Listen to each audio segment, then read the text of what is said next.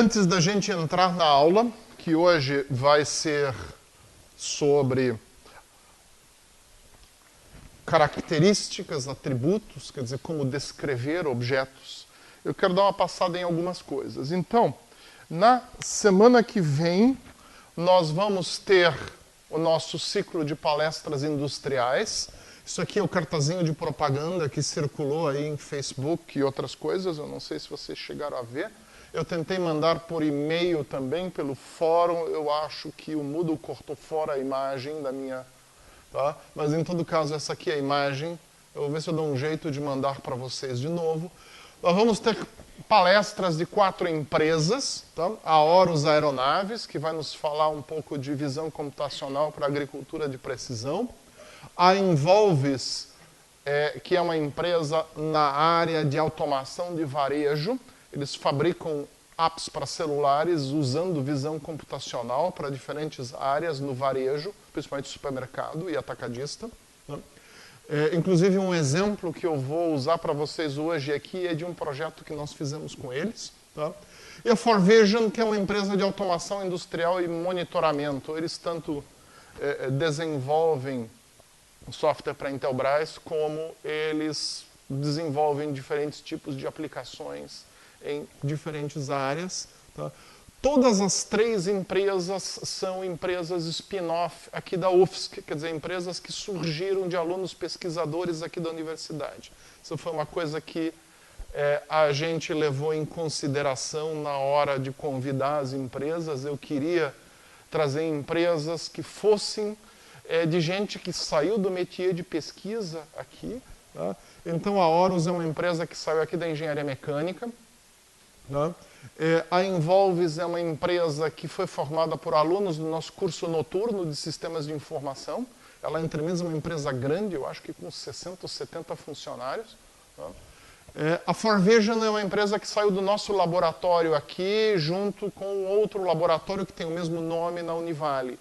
Tá? O pessoal se juntou desses 2 laboratórios e criou essa empresa que trabalha em bem diferentes áreas de aplicação de visão computacional.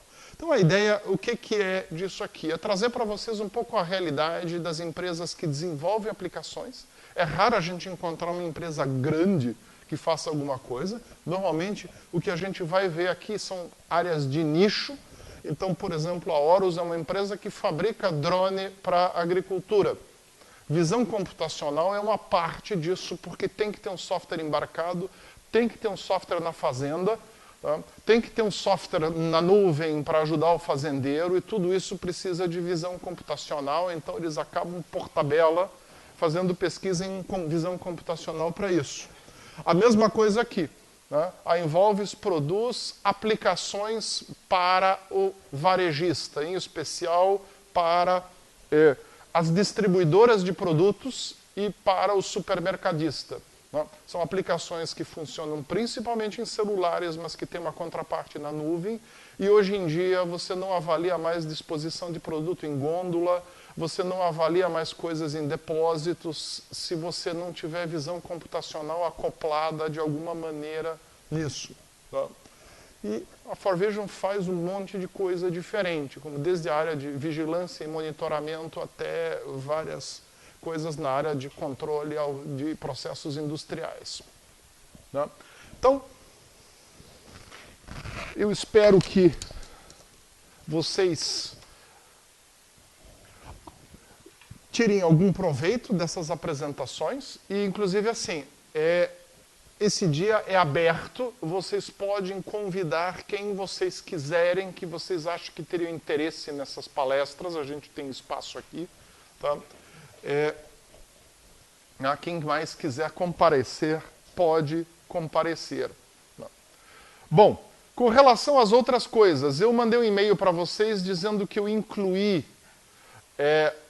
a playlist do Emerson Pistori, que eu mostrei para vocês na aula passada aqui no nosso Moodle. Então, tem agora 3 playlists aqui, a nossa da disciplina, a antiga de reconhecimento de padrões e a playlist do Emerson. Eu coloquei aqui para vocês darem uma olhada. Se vocês observarem aqui, tá, vocês vão ver que tem uma coleção bem variada de tópicos, tá? Muita coisa na área de redes neurais convolucionais, mas outras coisas também simples, algoritmos de aprendizado de máquina, tá? O algoritmo de Luca-Canadi para fluxo óptico e várias outras coisas que são sempre aulas curtas que entram em detalhe em alguma coisa, uma aplicação na área de agropecuária, acho o boi no coxo. Né? Então, são bastante coisas bem interessantes, vale a pena vocês complementarem o assunto aqui da aula com as aulas do Emerson. Tá? E a nossa lista, na nossa playlist, ela foi completada agora com os dois assuntos da semana passada, estão aqui. Na aula 6, eu dei upload de 2 versões. Quem assina o meu canal no YouTube deve ter recebido comunicação das 2. É a segunda, tá? Está escrito V2 aqui, se a gente for olhar isso com a letra um pouco menor, tá? Então é a segunda versão. Acessem pela playlist e não pelas comunicações que vocês receberam aí pela assinatura do canal. Né? Muito bem. Então, vamos à aula em si. Então, a gente vai ter 2 aulas hoje sobre o assunto de rotulação. Né? Então, o que é rotular? Então, lá, quando nós vimos a nossa pipeline, tá? A nossa pipeline de abstração crescente dentro do processamento de imagens, né?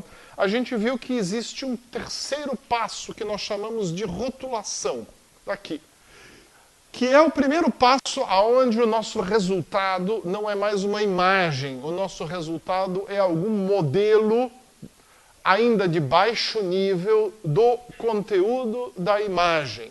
Tá? Então a ideia é a gente gerar descritores do conteúdo da imagem. É o primeiro passo no caminho de compreensão do conteúdo da imagem. Tá?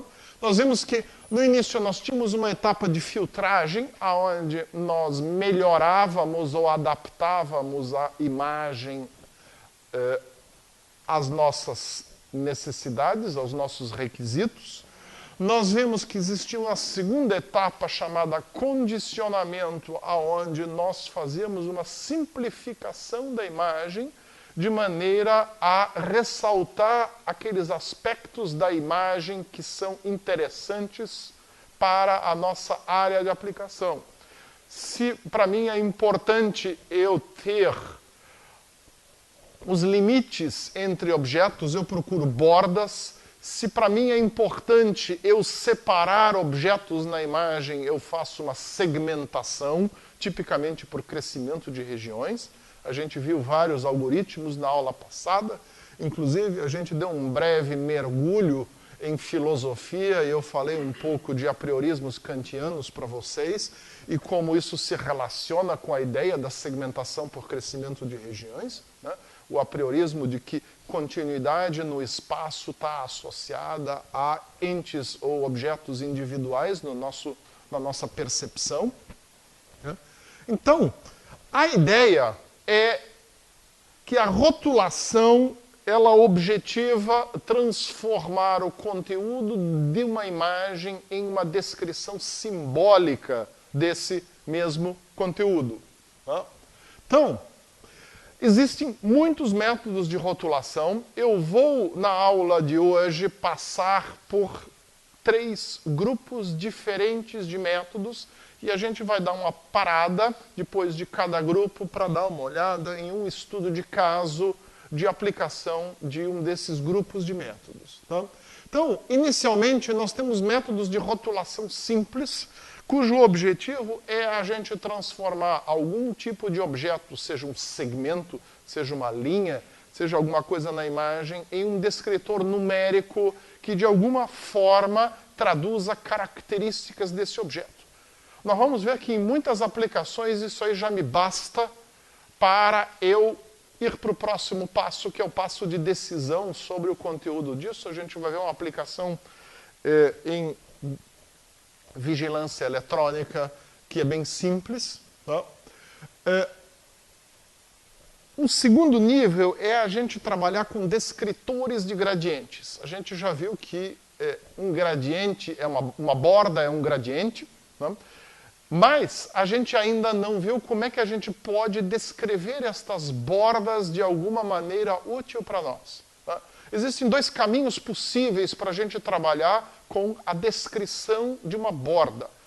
Um caminho que nós vamos ver daqui a 2 semanas é a transformada de Hopf, aonde você pega uma borda e tenta encontrar uma equação matemática, tipicamente da geometria analítica, que descreva aquela borda. Ela é um círculo, é uma elipse, é uma reta, é um retângulo, é alguma outra forma que eu descrevi de uma maneira mais geral. Né? Essa é uma maneira da gente levar uma borda para o mundo dos símbolos. Né?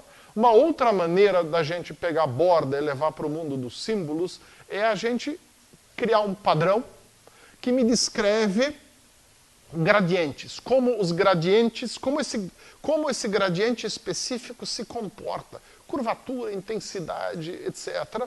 E aí, existem 2 métodos bem tradicionais. Um é o histograma de gradiente, chamado Hogg, tá? Que a gente vai ver em seguida. O outro se chama Haar Cascades. Haar é o nome do autor, que originalmente sugeriu isso, não tem nada a ver com cabelo em alemão. Tá? Esse método é mais simples, mais bobinho, e ele funciona pior, mas ele gasta um monte de processamento. Eu não vou mostrar um exemplo disso aqui, a gente vai ver um exemplo prático de Hogg depois. Tá?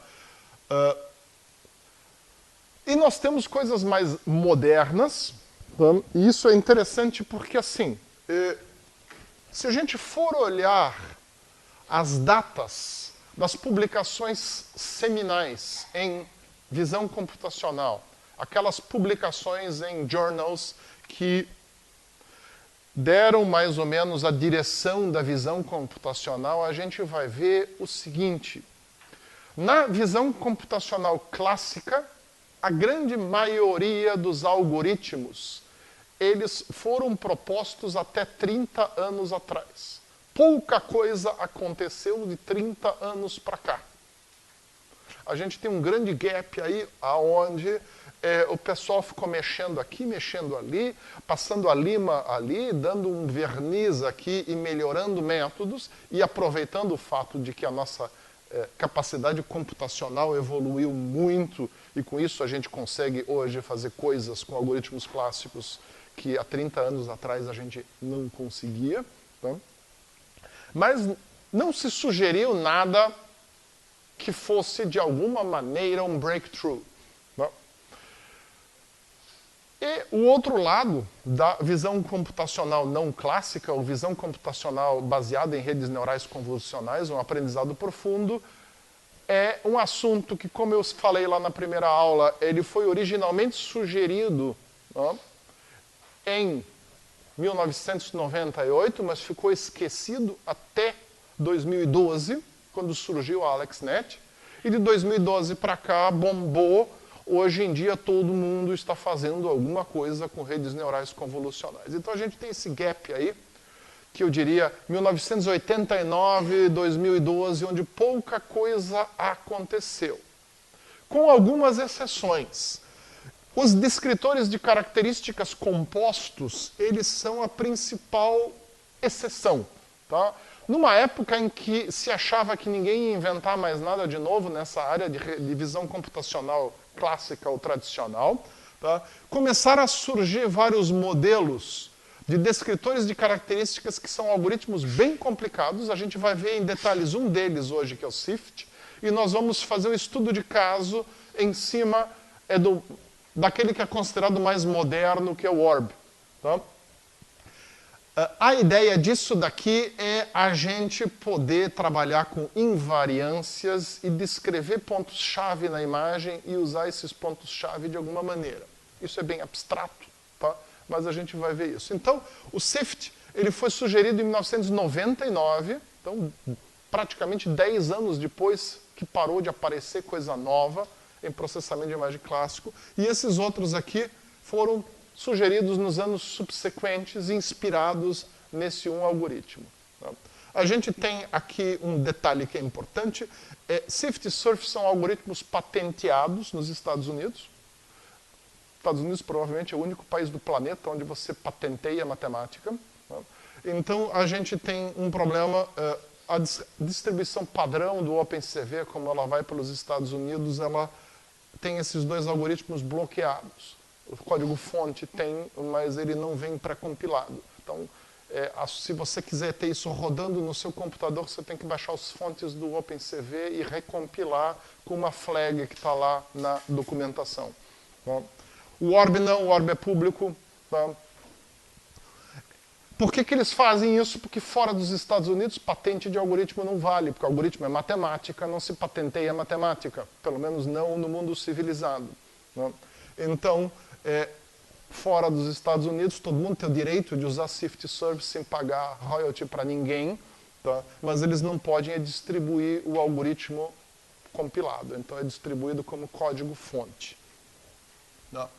Então a gente vai ver este algoritmo funcionando hoje, e ele não é tão rápido assim, apesar de ter o fast aqui.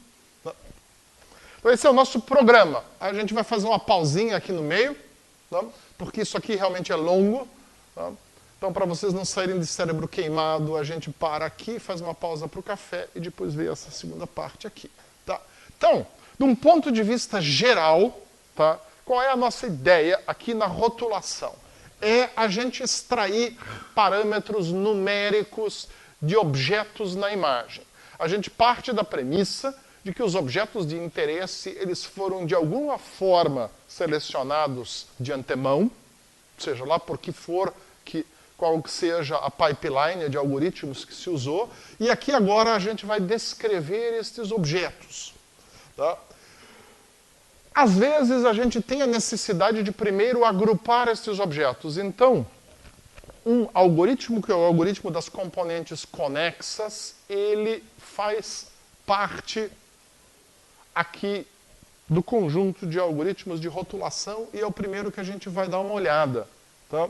Então, eu falei para vocês lá no início que o objetivo da visão computacional é a gente dar significado a uma imagem, e lá no começo do nosso processo a gente tem o quê? Nós temos uma matriz de pixels sem significado. E a gente vai aplicando algoritmos que vão modificando isso de maneira que no final a gente tenha um significado. Alguns desses algoritmos, pelo meio do caminho, eles podem, a princípio, modificar os objetos dentro da imagem de maneira tal que a gente até olhando consiga dar um significado, mas pela natureza dos algoritmos a gente não tem ainda as coisas agrupadas. Por exemplo, se a gente for olhar lá naquele nosso exemplo do detector de carros no semáforo, né? Nós, no começo, usamos apenas métodos no domínio do valor. Isso foi suficiente para criar uma máscara aceitável. Com essa máscara, eu posso até extrair os pixels da imagem original que me interessam, mas esses pixels não são um objeto, eles são um monte de pixels. Tá? Então, em situações desse tipo, eu quero primeiro pegar o que ficou de pixel agrupado e transformar em objeto. Quando eu uso algum método no domínio do espaço, como por exemplo a segmentação, eu não tenho esse problema, porque a segmentação ela me devolve objetos conexos no espaço. Tá? Mas, se eu trabalho só com filtros e outros métodos no domínio do valor, tá? Eu posso até modificar os pixels de forma que, olhando para eles, eles me pareçam objetos separados. Mas, na verdade, eles continuam, do ponto de vista do algoritmo, sendo pixels perdidos dentro da imagem. Então, componente conexa é um algoritmo muito simples, cujo objetivo é a gente separar um monte de pixels que já foram separados por valor em objetos, e nós vamos agora realmente separar isso aqui em objetos independentes. Então aqui eu dei uma cor para cada objeto. Isso é diferente disso aqui. Aqui eu tenho pixels pretos e brancos. Aqui eu tenho 1, 2, 3, 4, 5 objetos. Né? Sem usar algoritmos de segmentação para isso. Porque não faz sentido eu segmentar isso aqui. Eu posso aplicar um Mumford e Shah, um watershed aqui, eu vou ter o mesmo resultado, mas é jogar processamento fora, porque eu já tenho segmentos aqui, eu só preciso, na verdade, é separá-los e colocá-los na estrutura de dados adequada. Então, tá? Para isso a gente usa a componente conexa, que é uma coisa simples, que diz o seguinte: dois pixels P e Q são conectados e conexos quando existe um caminho de P até Q, ou seja, esse pixel é conexo com esse porque eu consigo seguir um monte de pixels aqui para chegar deste até este. Né? E todos os pixels do caminho representam a mesma propriedade V, né? Que é a propriedade que eu associei a P e Q. Ou seja, daqui até aqui tudo é branco. Então, tudo isso aqui é conexo. E eu posso separar em um objeto. Então, é um algoritmo muito simples, tá? E a ideia é o que é? Associar um rótulo e fazer com que todos os pixels dentro de uma componente possuam o mesmo rótulo e fazer com que todas as componentes diferentes possuam rótulos distintos. Aqui eu dei cor para ilustrar. Podia ser qualquer outra coisa. Tá? A gente pode seguir isso com dois tipos de vizinhanças, ou eu trabalho com a vizinhança de 4, onde eu só trabalho com norte, sul, leste e oeste, ou uma vizinhança de 8, onde além de norte, sul, leste e oeste, eu trabalho também com nordeste, sudeste, sudoeste e noroeste. Não? Então o algoritmo é muito simples. Na primeira linha, eu vou fazer o quê? Eu vou percorrer a primeira linha da imagem, e eu vou associando um rótulo a um determinado valor que eu encontro. Tá? À medida que eu vou andando aqui, tá? Eu vou rotulando isso dessa forma. Tá? Pixels que são 0 eu ignoro. Tá? Então, cada vez que eu encontro alguma coisa, eu dou o próximo rótulo. Vocês observam que aqui eu tenho duas coisas vermelhas com o mesmo rótulo, e duas coisas, com rótulos diferentes, e duas coisas verdes com rótulos diferentes. Eu não sei se essas coisas vão ser conectadas mais adiante ou não, eu faço dessa maneira. Tá? E aí eu vou continuar a andar, tá? Eu não vou ler o algoritmo em detalhes para vocês, mas a partir da segunda linha eu faço o quê? Eu olho para trás e eu olho para cima. Tá? Então isso aqui é tudo 0, não tem problema. A hora que eu chego aqui, aqui é 0, aqui eu tenho um valor, então e isso tem a mesma cor que isso, então eu posso dar esse mesmo valor. E aqui eu vou continuando. Aqui eu tenho valores conflitantes, então eu vou pegar o rótulo menor, o primeiro rótulo, o rótulo mais antigo, que é 1, e vou dar para ele, mas vou marcar isso aqui como possivelmente estando em conflito, e eu continuo sempre olhando o rótulo menor. Tá? Este aqui é diferente, porque aqui é verde, aqui é vermelho, aqui é verde igual, eu dou esse rótulo, não tenho conflitos, a mesma coisa, e por aí eu vou. A mesma coisa quando eu chego aqui, eu tenho aqui 1 ou 6, eu vou dar 1, porque é o rótulo menor, tá? E por aí vai. Aqui a mesma coisa, tenho 3 e 4, então... E aqui eu tenho 5 e 7. Quando eu terminei a imagem, o que eu vou fazer? Eu vou fazer uma segunda passada agora, aonde eu vou olhar os rótulos conflitantes. E só vou verificar, isso aqui é a mesma cor de fato, então eu vou pegar esse rótulo e aplicar isso aqui. A mesma coisa aqui, eu vou aplicar esse rótulo aqui, e eu vou aplicar este rótulo para cá. E com isso eu consegui, então, gerar um conjunto de objetos independentes, cada qual com o seu rótulo. Bom, neste caso aqui, da imagem do exemplo, eu só tenho branco e preto, não ocorreria esse caso aqui. Nem ocorreria esse caso aqui, eu teria, no final de contas, um objeto só. Aqui eu estou partindo da premissa que eu tenho 3 cores na imagem, e isso aqui está me representando a cor de fundo. Tá? Então esse é um algoritmo muito rápido, ele percorre a imagem uma vez só, tá? Rotula tudo, e ele só guarda internamente os pontos de conflito, para os quais eu volto depois e ajusto os meus rótulos. Tá? E acabou. É uma coisa muito rápida, muito simples. Tá? E com isso a gente consegue, a partir de uma imagem como essa que eu mostrei aqui, gerar uma imagem desse tipo, mesmo que eu tenha objetos se encostando, tá? Que não acontece aqui. O único pré-requisito, objetos encostando, eles têm que de fato ter cores diferentes, aqui já na imagem original, senão o algoritmo não vai ser capaz de fazer isso aqui. Tá? Isso é um algoritmo que, basicamente, em todas as bibliotecas de visão computacional a gente encontra, e se a gente precisar dele e não conseguir encontrar, ele é muito simples da gente implementar. Tá? Tem o algoritmo de alto nível aí nas páginas adiante. Tá? Então, essa aqui é a última etapa, que é a correção de rótulos. Né? A minha lista de equivalência eu posso gerar do lado de fora da imagem, tá? Facilita a minha vida, com um ponteiro para cada um dos rótulos e a partir daí organizar as coisas. Tá? Muito bem. Então, vamos para o segundo grupo dessa parte de rotulação simples, de descritores, que são os descritores numéricos que a gente pode aproveitar para descrever objetos. A gente parte da premissa aqui que nós temos uma imagem nesse estado, tá? Ou seja, com objetos separados, seja definidos através de uma borda, ou seja definidos através da sua área, como é o caso desses aqui. E eu quero agora descrever cada um desses objetos por um conjunto de parâmetros numéricos. Tá? Então, o parâmetro mais simples que a gente tem é o momento. Em matemática ou física, um momento vai ser uma medida quantitativa de um conjunto de pontos. Tá?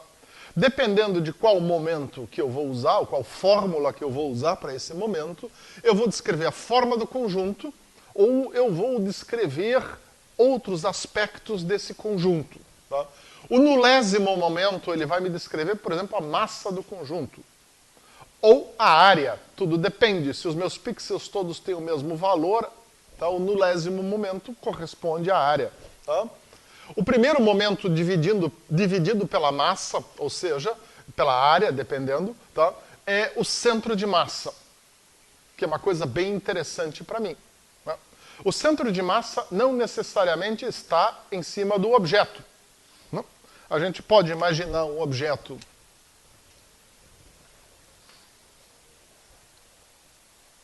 com esse formato, e o meu centro de massa vai ser em algum lugar aqui fora do objeto. Mas ele é um indicador do ponto em torno do qual este objeto se localiza. Muito bem. O segundo momento a gente chama de momento angular ou inércia rotacional, e ele pode ser usado para a gente identificar a orientação do objeto. Tá? Eu vou entrar em detalhes sobre isso. Tá? Então, o termo momento, ele, em estatística, tem uma outra interpretação que a gente vai ignorar aqui. Quando a gente fala em treinamento de redes neurais, a gente também fala em momento, tá? Que a gente também vai ignorar aqui. Tá? Nós estamos aqui falando realmente desse conceito físico-matemático aqui que diz respeito a objetos. Então, tá? Basicamente, tá, o momento ele pode ser um somatório de valores. Então, por exemplo, somatório sobre os valores não nulos. Se eu quiser o primeiro momento, eu tenho a massa, que seria simplesmente o somatório sobre os pixels. Tá? Ou seja, f de x é a função da imagem naquele ponto. Tá? E isso me dá a área se os pixels têm todos o mesmo valor, ou se os pixels têm valor variado, vai me dar uma espécie de valor de massa, como se o objeto fosse um conjunto de partículas, cada partícula com a sua massa. Tá? Aqui eu coloquei f de xy, é o peso de cada elemento. Tá? Então esse é o momento zero, simplesmente é o somatório de todos os pixels. Tá? O centroide, então, é uma função, de uma função vai ser o ponto de equilíbrio dela. Tá? A função é normalizada dividindo-se pela massa. E aqui a gente vai ter a projeção em x e em y do centroide, né?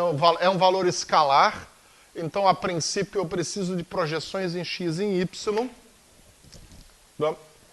Que me dá exatamente esse ponto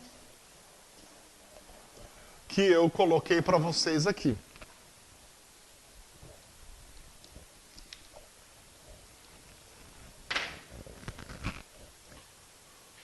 Os momentos centrais, eles vão ser calculados movendo-se a origem ao centroide. Tá? E a partir daí eu posso calcular momentos centrais normalizados, dividindo cada momento pelo seu fator de normalização, tá? Que eu consigo calcular aqui. E o que eu faço com isso? Com isso eu consigo gerar um monte de movimentos que a gente, momentos que a gente chama de momentos invariantes. Tá?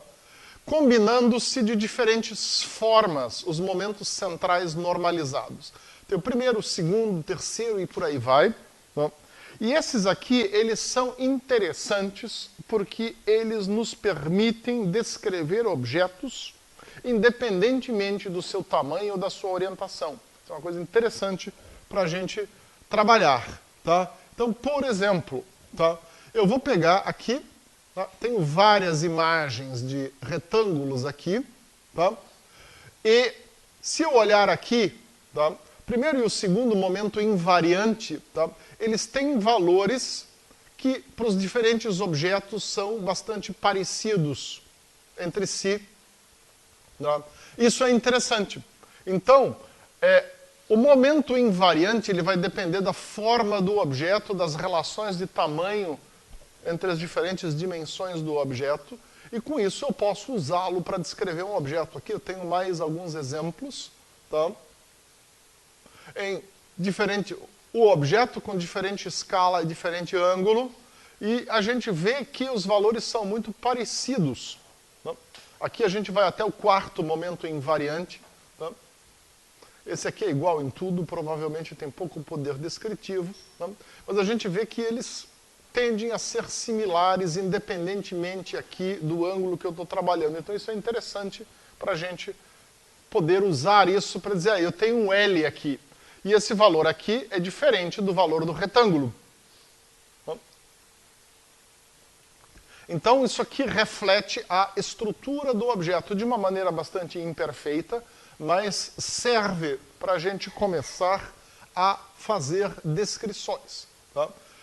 E às vezes eu não quero os invariantes, às vezes eu quero os momentos centrais mesmo. A gente vai ver um exemplo já adiante para a gente dar uma olhada nisso. Tá? Então, a excentricidade, ela pode ser dada... Tá? Por quê? A excentricidade é a divisão do maior eixo pelo menor eixo de algum objeto. Tá? Com isso a gente consegue um vetor que é o eixo principal, que seria esse eixo aqui. Tá? E esse a gente consegue calcular. Então eu consigo, por exemplo, com os segundos momentos, eu consigo calcular a excentricidade. Os segundos momentos a gente viu, tá? Como a gente pode calcular. E com isso eu consigo essa excentricidade. Ou eu posso calcular um ângulo, tá? Pegando o primeiro momento e dividindo pelos segundos momentos. Tá? E com isso eu tenho esse vetor aqui. Então isso aqui são atributos que também são interessantes e nos servem para a gente descrever a orientação de um objeto.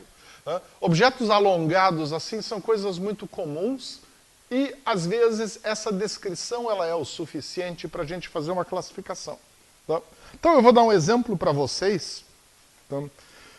Que é um exemplo bastante simples, mas que ilustra como é que a gente consegue fazer isso. Tá? É um exemplo que eu usei durante muitos anos com os meus alunos de reconhecimento de padrões na graduação, e eu passava como trabalho de vigilância eletrônica. Tá? Então, você imagina o seguinte, eu tenho um sistema de câmaras que monitora um pátio de uma empresa, de uma loja, sei lá o que. É um pátio interno lá, tem edificações ao redor desse pátio. E essa minha empresa, ela não confia unicamente na vigilância eletrônica, ela possui também uma vigilância biológica baseada em agentes em wetware conhecidos como cães. Né? E o meu problema é o seguinte, não adianta eu pegar um detector de movimento simples de uma câmera de vigilância, né, que basicamente todo sistema de vigilância hoje tem, que a gente já viu lá no exemplo dos carros, no semáforo, é trivial de fazer, é só a gente fazer subtrações de imagem. Se a gente quiser compensar por variações de iluminação, eu sempre trabalho com uma janela de tempo e acho uma imagem de referência ali dentro e subtrai as outras daquela. Né? Então fica relativamente simples a gente fazer vigilância, detecção de alguma coisa. O problema é que essa alguma coisa pode ser aqui os meus agentes inteligentes biológicos que estão ajudando no meu monitoramento. E aí eu tenho esse problema. Como é que eu vou separar o cão do intruso? Aqui temos duas situações de intruso. Este é o professor de vocês disfarçado com uma capa. Esse é o meu jardineiro que foi voluntário naquele dia. Então, eu preciso poder separar estes dois tipos de objeto na minha imagem de uma forma simples, de preferência, usando o mínimo possível de processamento para que eu possa embarcar isso nas minhas câmeras e não depender de um processamento centralizado, de maneira que a câmera pura e simplesmente mande uma mensagem para uma central, intruso detectado, quando aparecer alguém com essa cara aí, tá? E ignore completamente esses indivíduos aqui que vão estar aparecendo na câmera o tempo inteiro. Né? Então, isso parece uma coisa mais complexa e a gente vai ver que, na verdade, ela é relativamente simples de se fazer usando essas coisas que a gente viu até agora. Né? Então, vamos ver se eu consigo aqui, eu vou sair fora mais fácil.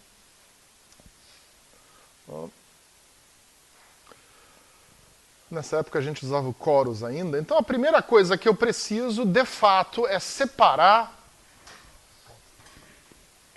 o que está acontecendo. Então aqui a gente usa exatamente as mesmas técnicas que nós já vimos lá no exemplo do semáforo. Tá? E a gente cria uma máscara.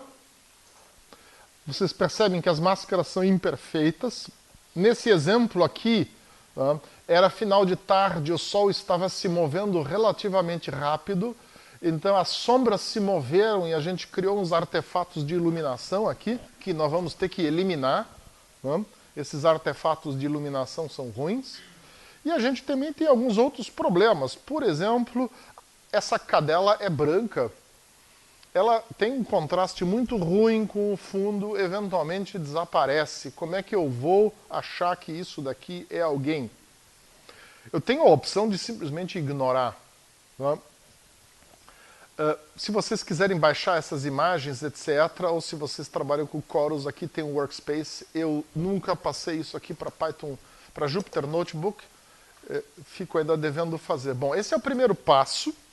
No segundo passo, nós vamos fazer o quê? A gente precisa eliminar isso daqui.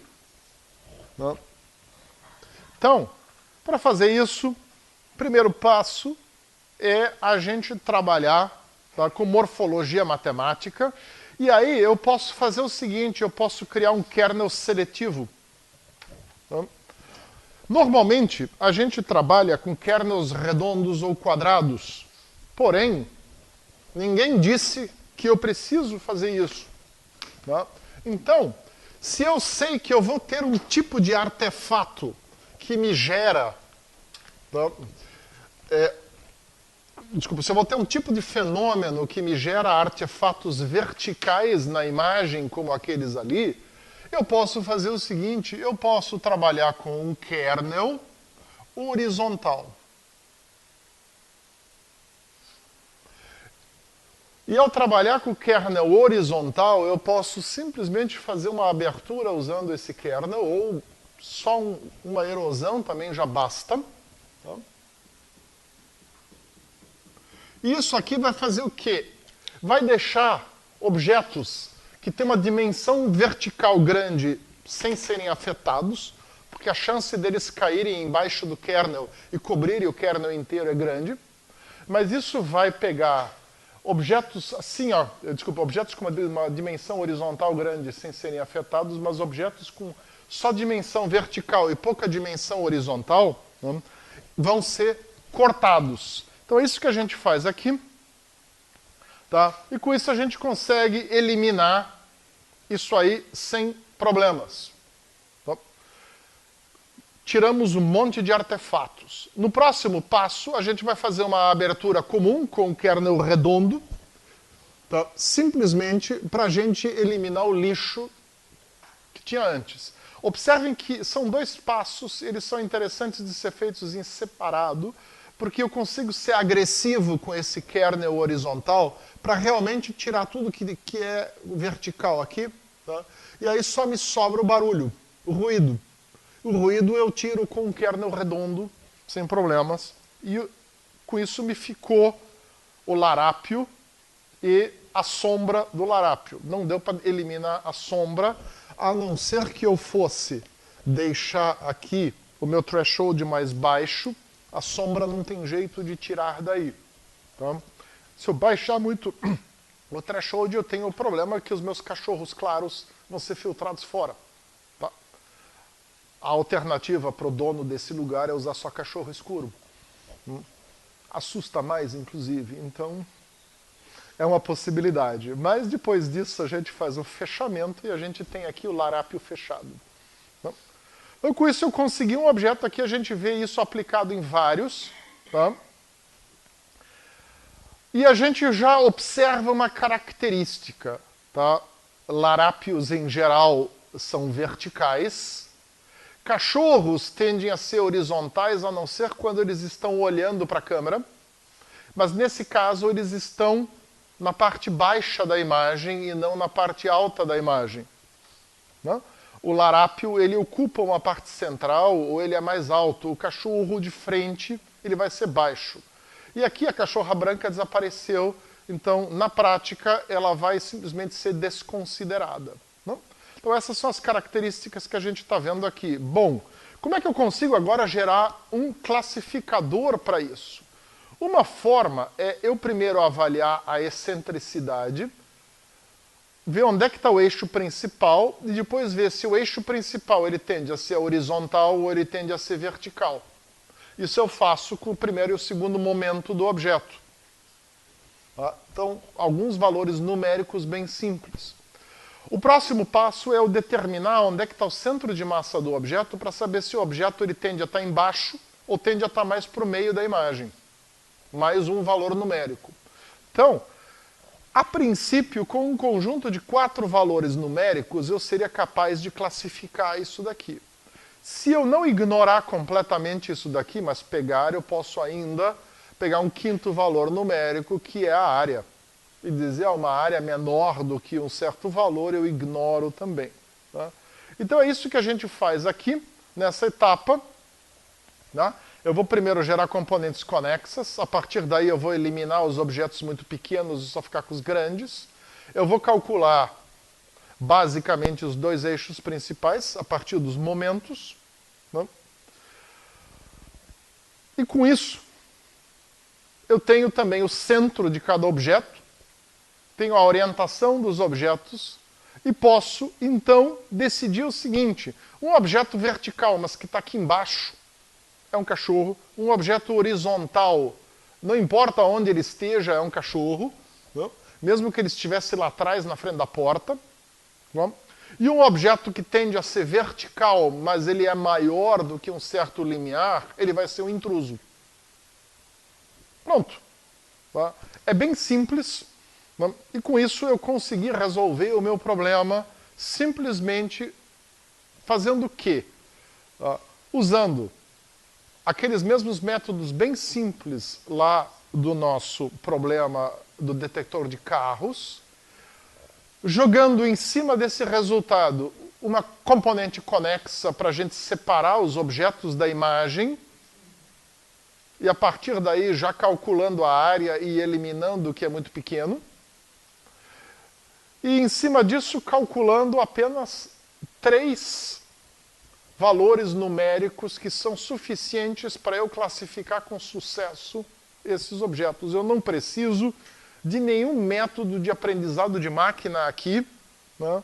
Eu faço um código hardwired com alguns testes e eu consigo fazer a minha classificação sem nenhum problema. Então é um código que você pode escrever e botar dentro do Raspberry Pi, né? E largar o Raspberry Pi lá como câmera inteligente que via rede avisa quando identifica um intruso e é completamente capaz de identificar os cachorros e não fazer alarme toda vez que o cachorro passou na frente da câmera. Então, o que eu quero exemplificar com isso? Em parte, mostrar essa ideia para vocês. Tá?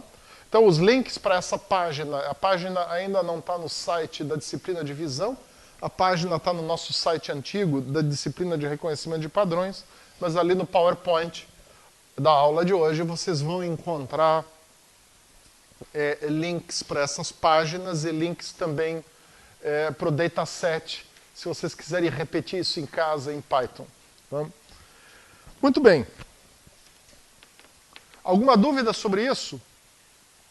Assim, a moral da história é, às vezes a gente consegue resolver algo com método simples se a gente parar para pensar a respeito do problema. Né? A gente está numa era em que todo mundo usa rede neural convolucional e aprendizado de máquina, então eu poderia perfeitamente treinar aqui, fazer um aprendizado por transferência com uma rede baseada em ImageNet para classificar pessoas e cachorros, tá? E depois pegar esse resultado e ainda jogar dentro, sei lá, de uma SVM para ter certeza de que o resultado é o que eu queria.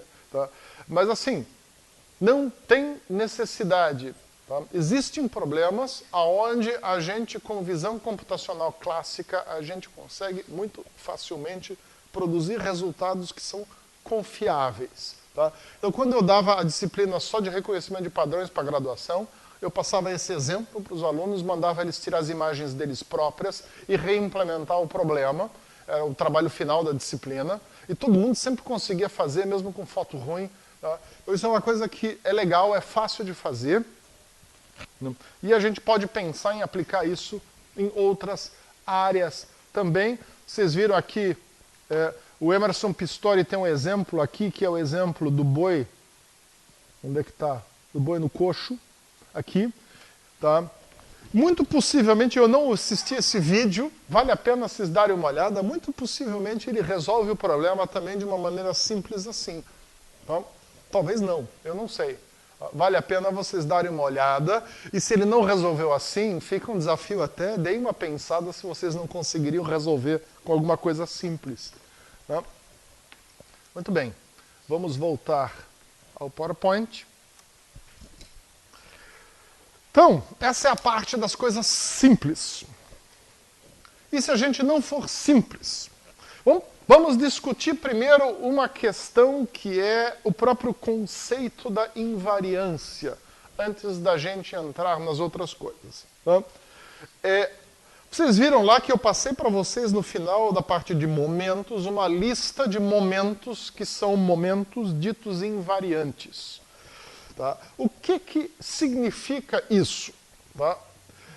Então, vamos ver o conceito de invariância. A ideia é eu poder identificar um determinado objeto, não importa com que orientação esse objeto ou com que tamanho esse objeto se encontre na imagem. Tá? Descritores que são capazes de fazer isso são descritores que a gente diz serem invariantes. Tá? Então, a definição é essa aqui. Tá? É a propriedade de um objeto matemático que não se altera quando são aplicadas transformações de um certo tipo. Tá? Então essa é a primeira questão importante. A invariância, ela é sempre em relação a um determinado conjunto de transformações. Tá? Então, essa classe de objeto e o tipo das transformações pode variar, e é isso que a gente vai ver aqui. Tá? Então, primeiro tipo de invariância a gente chama de invariância de iluminação. Quando eu tenho uma imagem de um objeto numa situação de boa iluminação e numa situação de iluminação ruim, e aqui está até difícil de ver, se vocês depois baixarem o PowerPoint, vocês vão ver que está um pouco melhor a qualidade disso. Então, eu tenho invariância à iluminação. Se eu consigo identificar um objeto ou descrever um objeto independentemente do tamanho aparente dele numa imagem, eu tenho invariância de escala. Tá? E eu posso ir muito além. Tá? Se eu imaginar uma imagem desse tipo, com tulipas perdendo-se em direção ao horizonte, imaginar outra imagem onde a tulipa, não, isso aqui é tulipa e aqui a papoula. Eu fiz um erro aqui, eu queria pegar flores do mesmo tipo. Tá? Tem tulipas num, papoulas no outro, faço de conta que são as mesmas flores. E eu quero poder identificar essa flor e dizer que é a mesma que essa. Tá? Vista de ângulos e distâncias diferentes. Tá? Então, a gente precisa mais do que só invariância de iluminação e invariância de escala. Tá? Então, se eu consigo identificar um objeto, ou consigo descrever um objeto em termos idênticos, independentemente do fato de o quão rotacionado ele se encontra, eu tenho uma variância de rotação, que aqui o meu OpenOffice engoliu, porque ele mudou o tamanho do fonte. Tá? Se eu tenho outros tipos de invariância, por exemplo, aqui, eu tenho uma distorção, mas essa distorção ela mantém determinadas características de paralelismo. Tá? Eu tenho uma invariância a uma transformação afim. Tá? Aqui está escrito afim. Não. Então, o que é uma transformação afim? Tá? O pessoal da engenharia sabe do que eu estou falando, o resto provavelmente não. Tá? Uma função entre espaços afins que preserva pontos, linhas e planos, conservando também relações de paralelismo. Os espaços têm que ser euclidianos. Tá? Então, isso parece abstrato para quem não costuma trabalhar com geometria, mas esse vídeo aqui vai nos ilustrar isso muito bem. Tá? Então, isso aqui a gente tem um grafo, e esse grafo está sendo submetido a uma sequência de transformações afins. Tá? O que vocês observam aqui? Tá? As relações topológicas entre os pontos não se alteram. Tá? Ou seja, as vizinhanças continuam sempre as mesmas. O que mais? Vamos passar o vídeo de novo. As relações de paralelismo não se alteram. O que é paralelo continua paralelo. Eu não posso fazer nenhuma afirmação sobre aquilo que é oblíquo. Os ângulos entre arestas oblíquas nesse grafo, eles se alteram se eu faço transformações afins. Porém, por exemplo, a aresta 4, 5 e a aresta 6, 7, que são paralelas, elas nunca deixam de ser paralelas. Tá? Então, esse é um tipo de transformação, tá, que a gente pode encontrar na natureza na forma de transformação de escala, transformação de rotação, tá?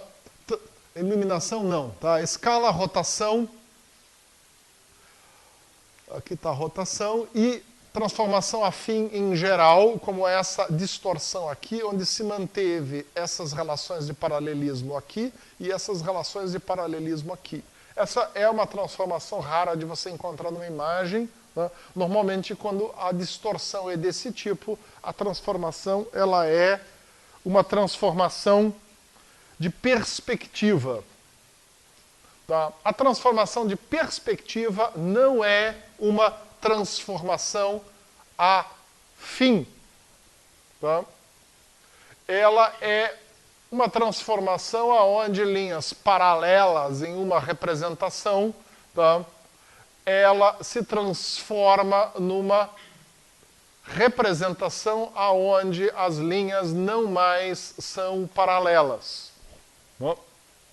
Então isso aqui é um dos principais problemas na hora que a gente trabalha com descritores de objetos, eu ter que incluir transformações de perspectiva. A gente vai dar uma olhada depois no orbe, com e sem consideração de perspectiva. Tá? Mas é importante. Aqui uma situação pela cor dos rickshaws, isso aqui é na Índia, é uma situação comum no oriente desse planeta, um cruzamento funcionando. Vocês podem procurar vídeos na internet, o cruzamento funciona, ele só tem uma lógica bem própria. Mas assim, para eu poder identificar carros individuais aqui, não me basta apenas eu trabalhar com transformações afins. Eu, dependendo a que distância que eu estou vendo esse negócio, eu preciso poder incluir perspectiva dentro da minha avaliação. Isso aqui é China. Táxi verde é China. A gente observa mais ou menos o mesmo princípio de fluxo de tráfego. Eu coloquei essas imagens aí mais para relaxar. Eu não imagino que quem participa do trânsito está relaxado. Eu já morei um tempo na Índia e essa aqui é uma situação onde todo mundo conversa com todo mundo usando a buzina. É ensurdecedor. Não sei como é que é na China, nunca tive lá. Mas então, a gente vai ter situações onde nós precisamos considerar várias coisas. Tá? A gente vai ver um exemplo daqui a pouco e vai ver que, dependendo do que a gente tem, dá errado. Tá? Então, para coisas simples, se a gente não consegue trabalhar com aqueles momentos que nós vimos antes, e que vimos que são invariantes, a gente pode pensar em outras coisas.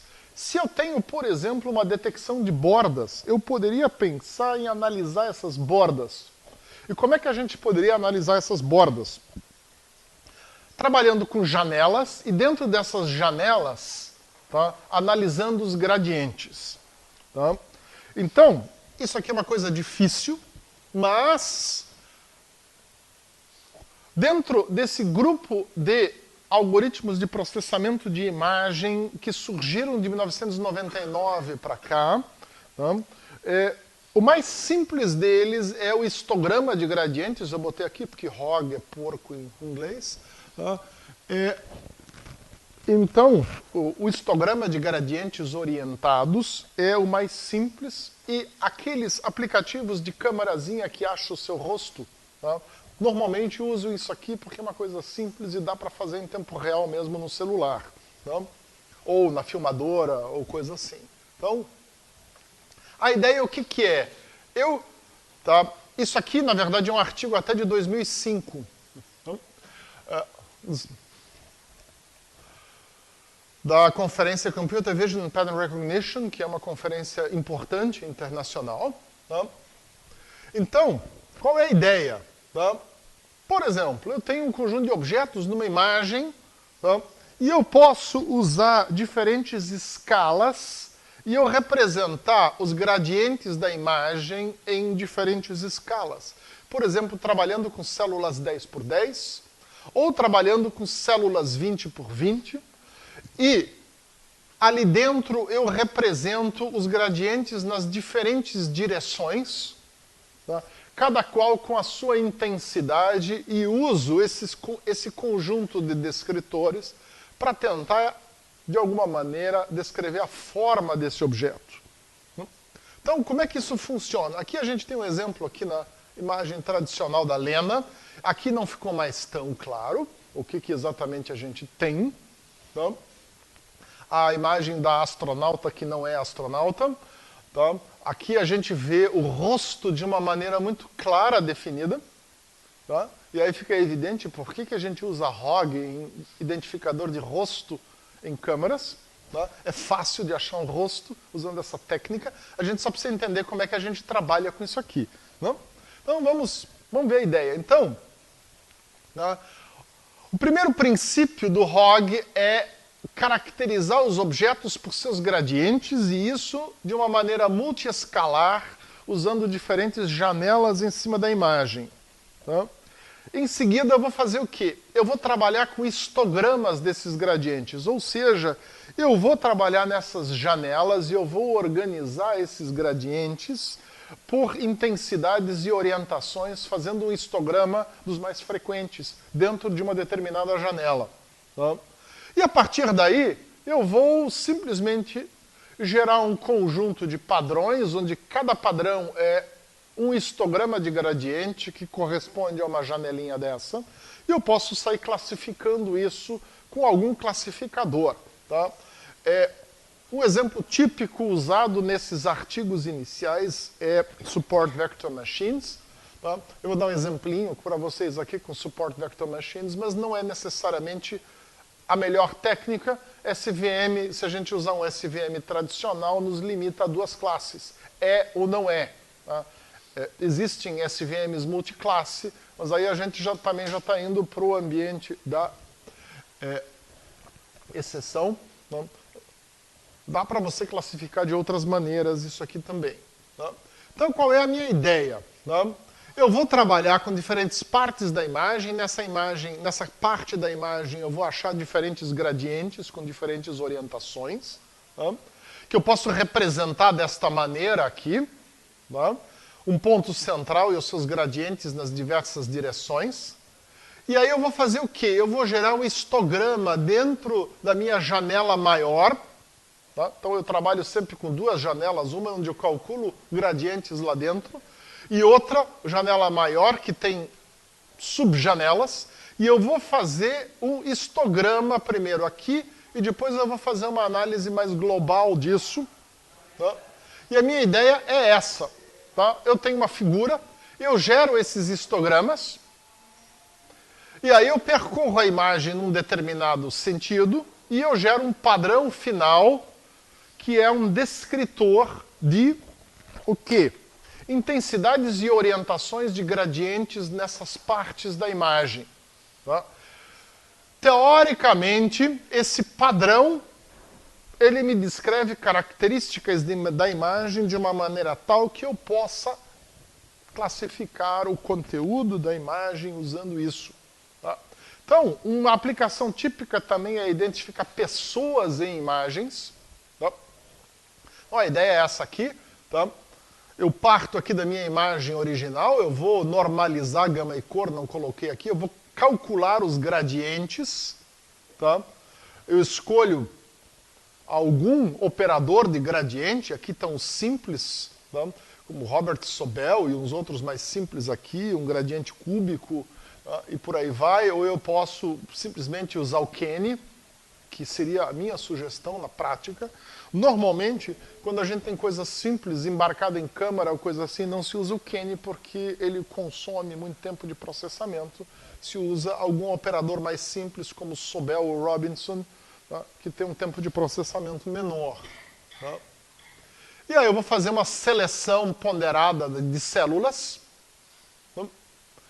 Essa ideia da seleção de células, inclusive, é eu fazer sobreposição das células. Então eu tenho redundância dentro dessa divisão de células.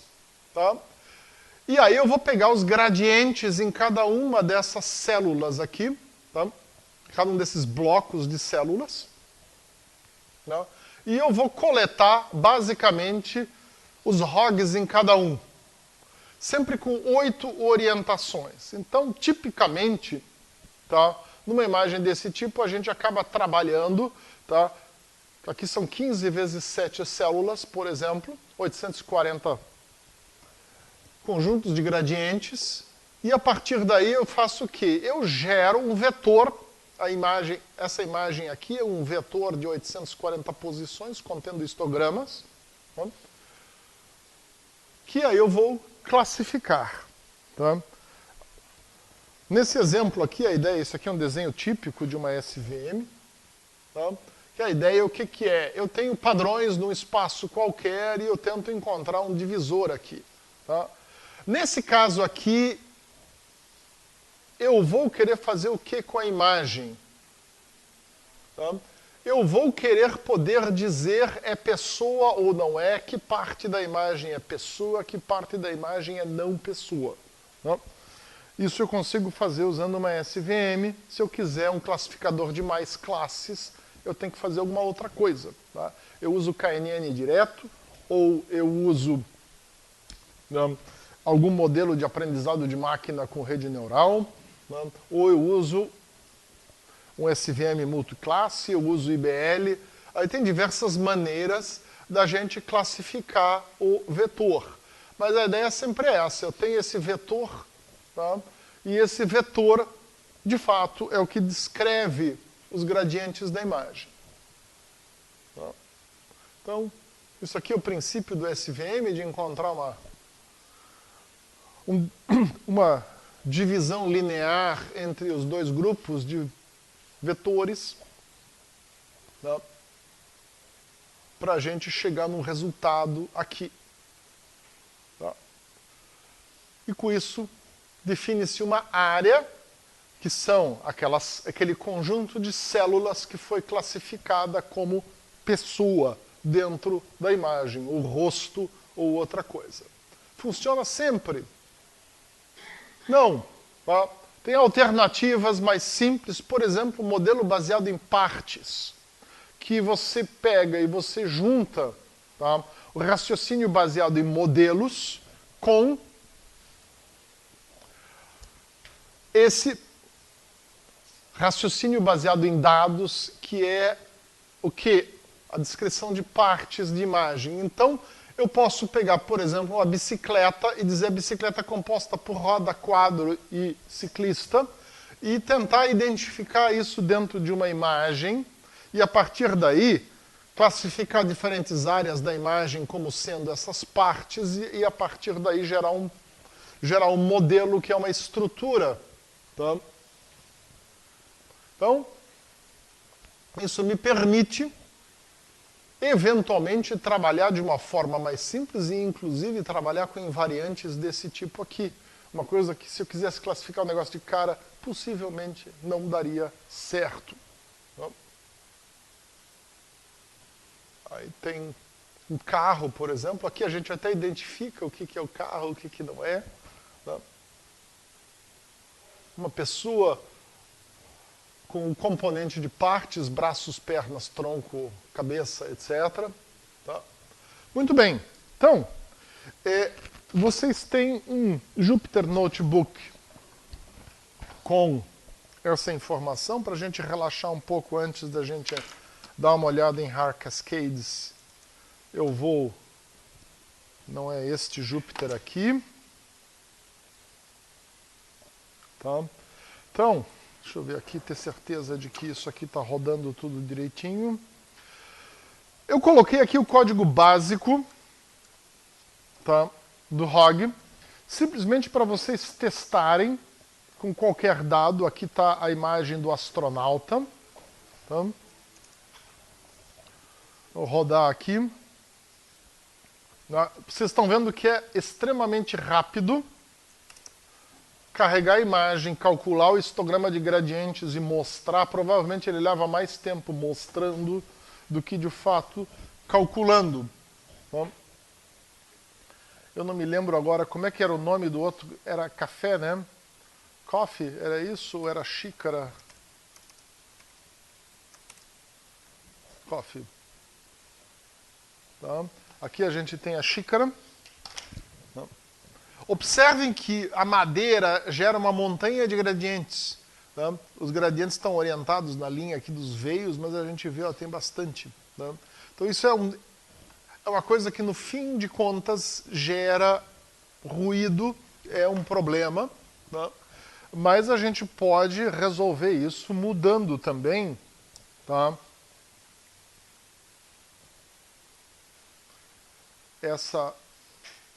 Esse feature hog aqui, eu não estou dizendo qual é o detector de bordas que eu estou usando.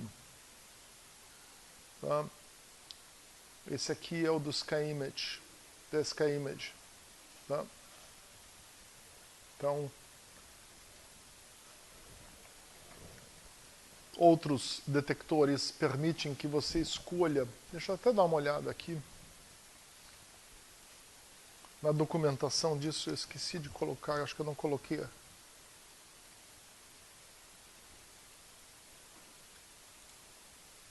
dar uma olhadinha aqui se a gente consegue definir qual é o algoritmo que eu vou usar, tá? Um exemplo grande.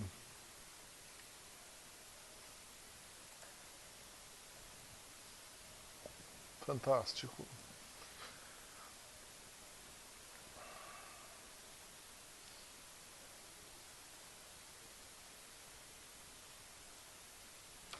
Vamos ver se eu consigo pegar direto da documentação deles, para a gente entender qual é o parâmetro que a gente pode...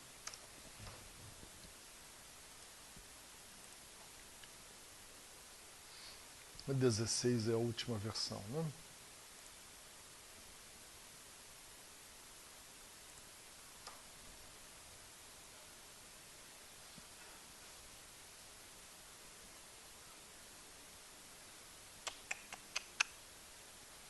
Eu não consigo dizer...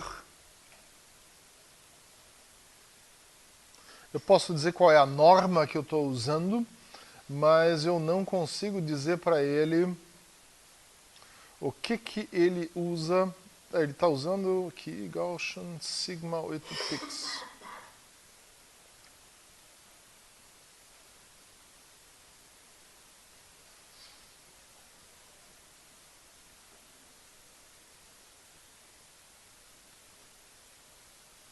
Tá? É fixo.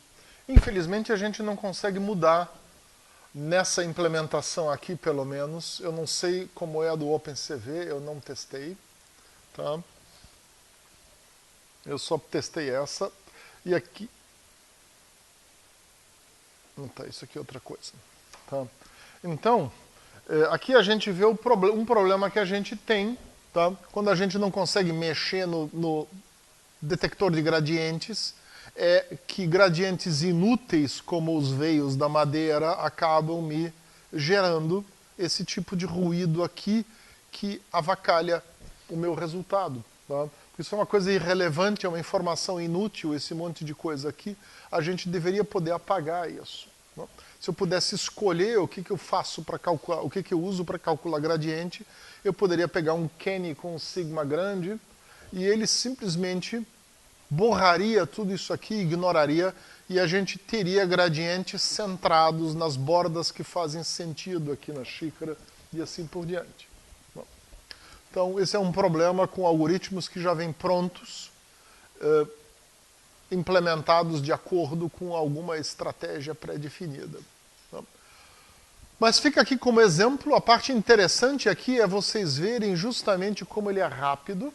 Tá? E isso aqui, aonde eu estou mostrando o resultado, se eu deixar fora essa parte de mostrar resultado, provavelmente ele vai ficar muito mais rápido. Tá? Então, é um algoritmo que é simples, dá para embarcar numa câmera sem maiores problemas, né? Desde que você tenha treinado a interpretação da sua saída. Aqui a gente não está interpretando o resultado, né? Eu estou só desenhando o resultado em cima da imagem. Muito bem.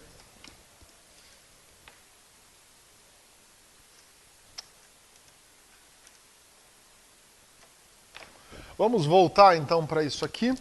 Uma alternativa mais simples ao HOG, tá? São HAR Cascades. OpenCV implementa HAR Cascades. Se vocês quiserem dar uma olhada, eu não coloquei no notebook nenhum exemplo. Tá?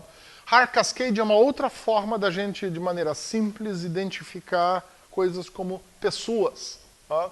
E a ideia aí, o que é? Tá? a gente vai trabalhar com padrões que a gente gera, usando exemplos positivos e negativos. Tá? Har Cascade se treina, diferentemente do ROG, que você só gera e depois você vê o que você vai usar. Tá? Esse aqui é um modelo de extração de características que inclui um passo de treinamento. Tá? E a ideia o que é? É eu trabalhar com os kernels, que na verdade são máscaras simples de gradientes. Os autores sugerem esses kernels aqui, né, que eu vou usar, tá, para gerar gradientes num determinado ponto da imagem, e depois, na verdade, eu pego e gero uma soma nesse ponto, aonde eu vou simplesmente somar todos os gradientes que eu achei naquele lugar. É algo muito simples de se fazer. Tá? Eu posso definir, inclusive, um limiar, se eu considero ou não um determinado gradiente. Então, se eu tenho um gradiente fraquinho, eu desconsidero. Vocês observam que isso aqui são janelas, dependendo de quantos pixels eu uso para definir esses kernels, eles fazem janelas pequenas. Tá? E vão tender, tá, a gerar imagens com gradientes bem locais. E a ideia do RAR qual é? Tá? Eu tenho objetos de interesse, por exemplo, diferentes instâncias de garrafa de Coca-Cola. Tá? Então, na implementação do RAR que vem no OpenCV, tá, ele já tem um gerador de padrões de treinamento. O que é o gerador de padrões de treinamento? Tá? Ele vai me pegar imagens de uma base de imagens qualquer. Tá?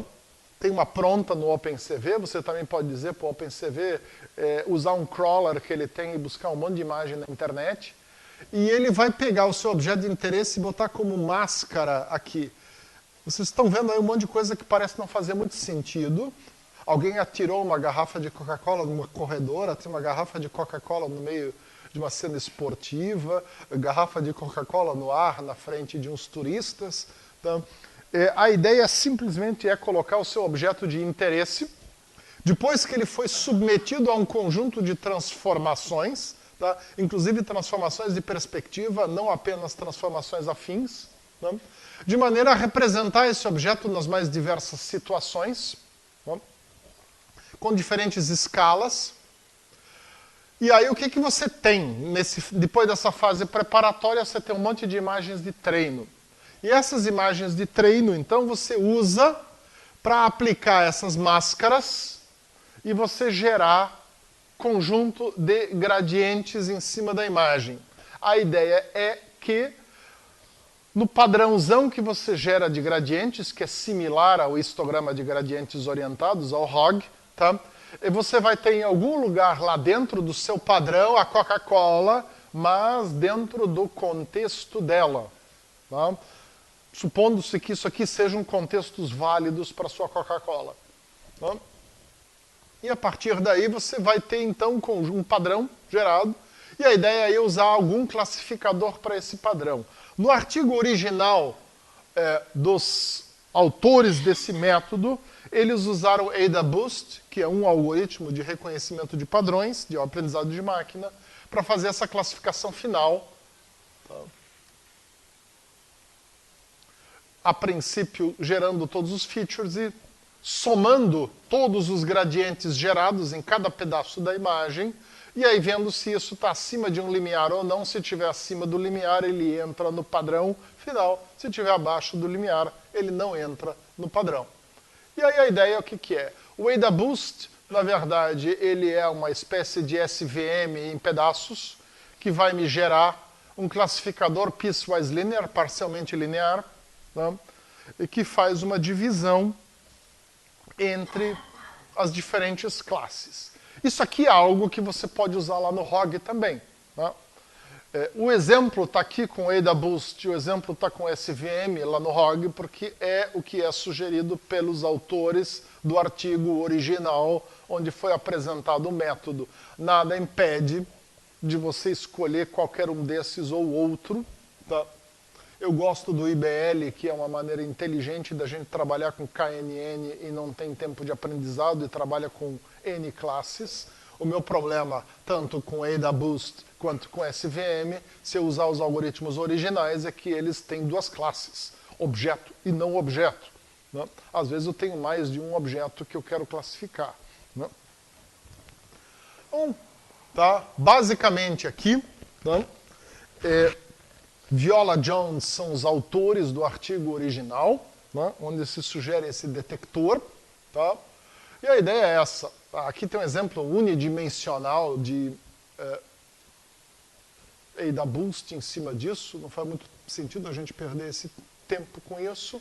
Como eu não trouxe o Jupyter Notebook, eu coloquei para vocês algum material aqui, tá?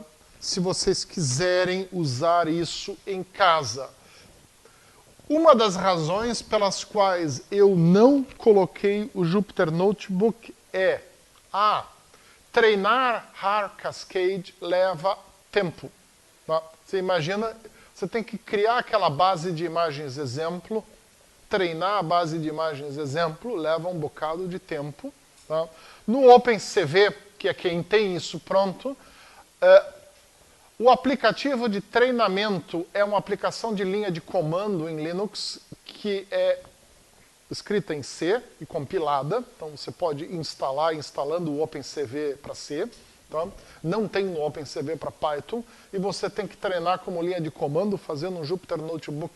Fica esquisito, porque eu vou rodar como comando externo e vou ficar lá esperando acontecer alguma coisa.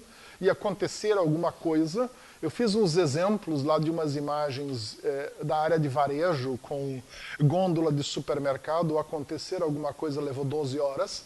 Tá? Então, dependendo do que for que você vai fazer, não é uma ideia legal. E assim, a gente fazendo a aula não faz sentido, você pode brincar em casa. Tá?